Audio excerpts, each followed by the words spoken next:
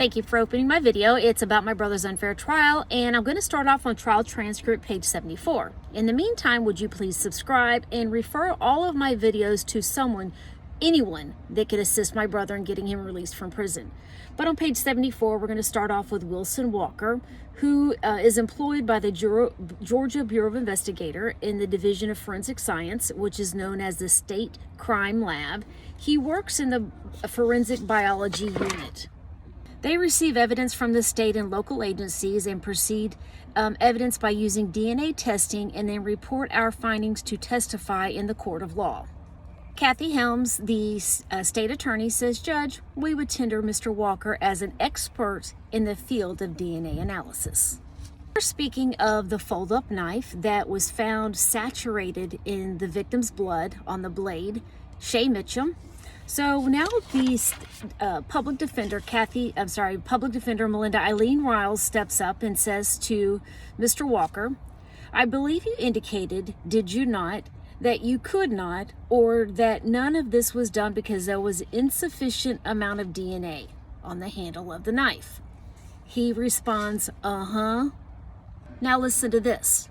They do not use standard DNA testing. It's their own in-house verifications that are done. Allow me to repeat that. They do not do standard DNA testing. It's their own in-house verifications that are done. We're going to down to the certain level that tells us that below this level of results, the results are not reliable and maybe not be reproducible. So we don't go below that level. So question was asked. Okay, all right. It's not that you cannot make a profile. It's just that according to the crime lab standards within the GBI, they may not be reliable. Public defender Melinda Riles comes back and says, "Okay, so you just did not get enough in order to conduct the testing that you needed to conduct." His answer is correct.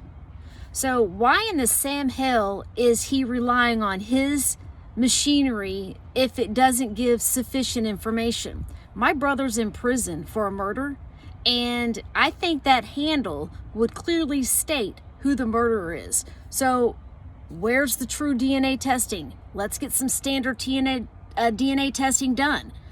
I'll be contacting the GBI agent.